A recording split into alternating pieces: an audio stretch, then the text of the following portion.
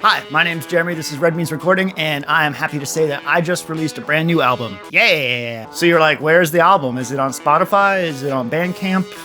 Where is it? Where can I go listen to it? Well, you can't. Anywhere. Except on YouTube. It's on YouTube. Yay! It's part of the YouTube music library, which means not only can you download it and listen to it, but you can also use it in your own videos. Royalty free, you can monetize, you can just use my tracks, you can use me, use my work, use my hard work, because you're lazy. YouTube reached out and asked me to contribute 10 tracks to the YouTube music library, which is something that's been around for a long time. I've used tracks from it in my videos all the time, and it's a really, really great resource, and now 10 of my songs are in it for you to use. So this video is going to be kind of like a high-level walkthrough of the process I went through to make these tracks. And after you've gotten a chance to listen to the tracks, I would love for you to ask me questions about things you'd like to know more about, and then we can do a deeper dive video into those questions later. So yeah, let's get started. So when YouTube reached out, I got really, really excited. They wanted 10 tracks, and that gave me like about a month, a little over a month to do 10 tracks. And that's not a lot of time. I got a little nervous, but also excited, nerve-sided, ex-nervous. When faced with a really, really big project with no real structure to it outside of do whatever you want, it can be really hard to focus and figure out how to even get started. So I needed to constrain myself somehow to get those initial ideas down. And the way that I did that was only use a particular expansion from Native Instruments for each initial sketch. Native Instruments is a software hardware company that does Complete, which includes massive contact battery and a whole bunch of other really, really great software instruments. Their software ecosystem also includes expansions, which are sort of genre-specific packs for their various plugins. So I was like, okay, I've got a bunch of expansions. I'm going to sit down and only pull presets from those expansions. Okay, so here we are in Ableton, and we got the Push 2, which is the main instrument I used to start this whole thing. If you're not familiar with what the Push 2 is, it's a hardware MIDI controller for almost all of Ableton's functions, and it really, really shines in session view, which is the view that you can record and launch clips on the fly and sort of play them back. So this is where I started my sketching. The other tools that I used at the beginning were the Arturia Keystep and this guy, which is the Touche by Expressive E. This is a multi-axis expression pedal, basically, and it interfaces with a whole bunch of stuff, but in software interfaces really, really well with Lie or Lie. Lie? Touchy Lie. I don't know. Everything's got an accent on it for some really, really cool expressive playing, and I'll get to this in a little bit. So like I said, the first thing I did was create a template. So I went into my instruments and would pull an instance of battery onto the first 2 tracks. Then I would pull an instance of massive onto 1 track. I'll go down here, hit configure, and now I would touch all these knobs with my mouse. Once those are touched in config and you see them down here, they are assigned to the first 8 macros in Ableton. So now I actually have control over those knobs in Ableton via push. Save that as a template, and now I open this every single time that I wanted to do a new sketch. If I wanted to use the Expressive E pedal, the Touche, I would pull an instance of Lie in, Lie, touch, Lie. I'd pull an instance of Lie in, I would pick something in here, and then I would play. I'd play the Touche. I'd touch the touchy.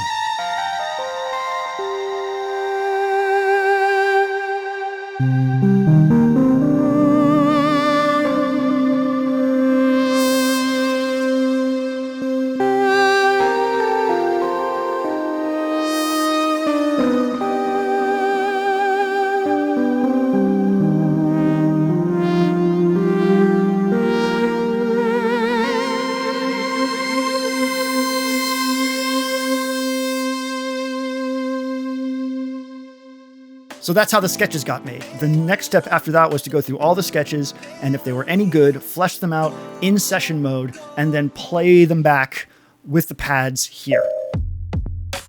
So here's Ableton Live session mode. You can see this is a fleshed out version of one of the tracks. You can see I've bled outside of the 8 tracks, but I've made scenes, which I can trigger by going down this side of push to play the track back. So this is the skeleton of the track. This is actually the bare bones of it. So the next step I would do is hit record, and we're playing. And then I can trigger different scenes by going down here.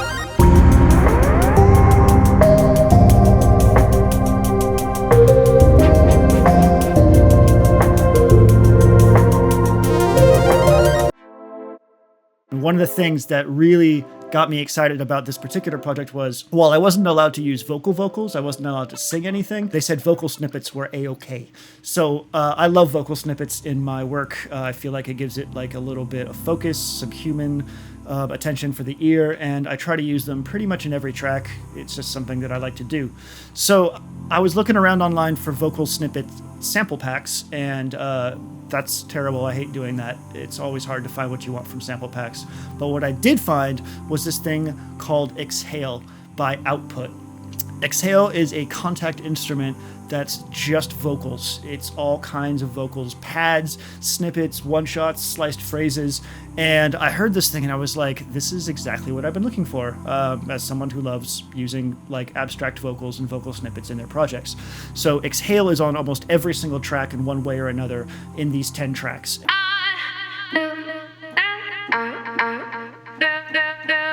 Every single one of those slices, everything, you can repitch it, you can adhere it to the key that you're working at. It's just been really, really fun to use. I hope you don't mind the sound of Exhale, and I hope you don't know what Exhale sounds like too much, because it's going to be in everything I do for like the next year, and I don't want you to get tired of it. So like I said, when I was starting this project, I was using the Arturia Keystep as my keyboard MIDI controller, along with the push a little bit, but mostly this was doing the job for keys. And then something magical happened.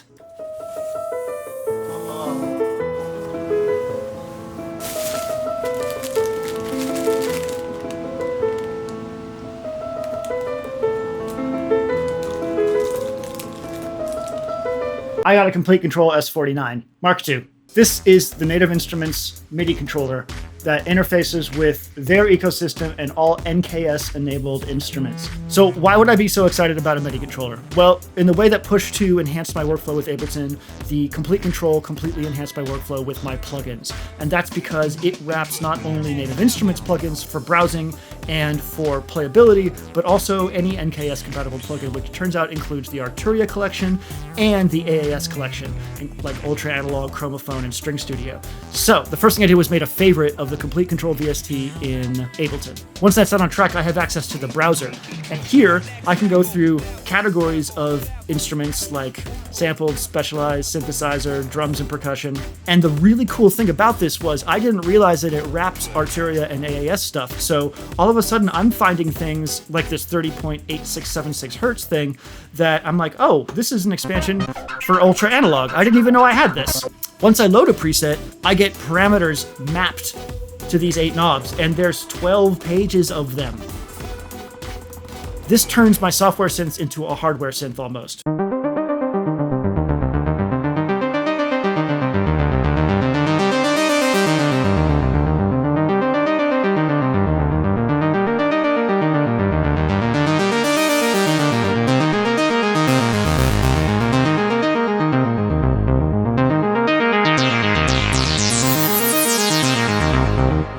I love it. I love it to death. It makes me like to make music in the box again, which is saying quite a lot.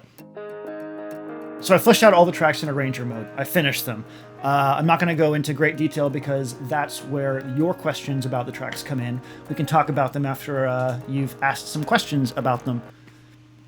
The next step was mastering. Mastering can be really, really hard. It's hard to go from A to B to C, wearing all the hats, from sound design to composition to mixing to mastering, and have it all work smoothly. But I was ready and I was going to do it.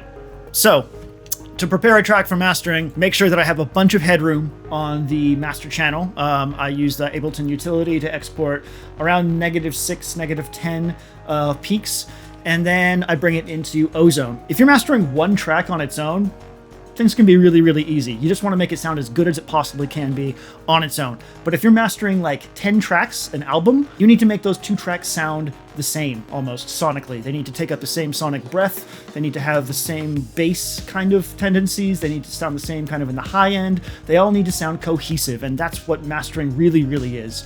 It's not just about making something loud, it's about making a release coherent across the sonic spectrum. So what inevitably happens is I will get a bunch of tracks into Ozone, and I will realize that even though they all sounded good on their own, they do not sound good together. They need way too much adjustment to bring them in line with each other. That's when I take notes and start making adjustments to try to bring everything back in line. The main issue I had with these mixes was managing bass and headroom, because if you have a bunch of frequencies where they don't belong, your headroom is going to be all messed up and you're not going to be able to get that kind of like big full sound that you want. So the way that I got around this was I went back into Ableton and I grouped everything. So I have a group for drums, I have a group for bass, I have a group for keyboards, synths, whatever I felt was like a coherent group. Sometimes it was pads, sometimes it was guitars, vocals, whatever, effects. Once I had everything grouped, I dropped an instance of Isotope Neutron on every group. Neutron is kind of like the Ozone for tracks and track groups. It gives you a bunch of tools, including gates, equalizers, compressors, transient shapers, exciters, and you can arrange them and turn them on and off as you want. One of the really cool features of Neutron is the masking meter. So every single track here has an instance of Neutron on it that's named after its thing.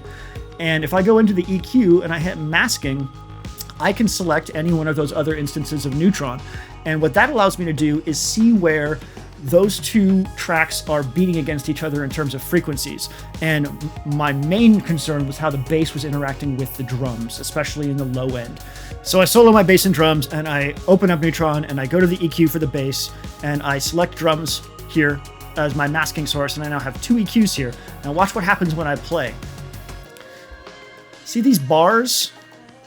These bars are where those two things are interacting with each other. And now you can see a histogram start to develop up here that shows me where I'm having issues with those two beating against each other. This one is actually pretty chill. I don't really have a lot to mess with, but I would generally do something like this.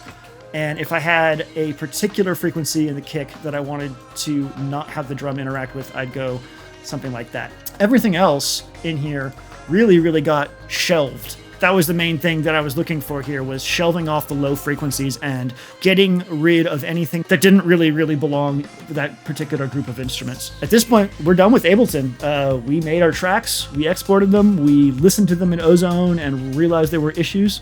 We came back, we made groups, and then we were just ready to master. So let's just do that.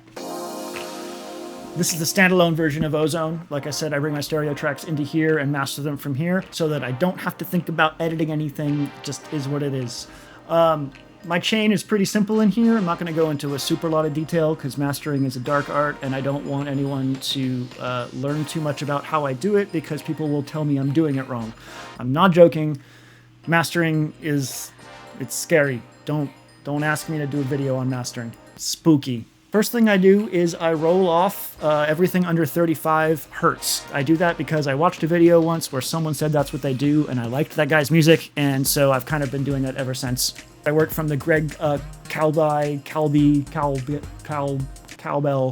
I work from the Greg Cowbell highly detailed compressed preset as my starting point, and add modules as I need them. There are a bunch of modules in Ozone, and they're all incredibly useful. So the basic chain is an equalizer, a limiter to bring the volume of the track up a little bit and give it character before I go into multiband dynamics. Sometimes I'll throw a couple other things in there if I want. For the instance of CS80, I wanted to use the vintage tape module to bring it down to 15 inches per second, which kind of has an effect on the way the highs are saturated.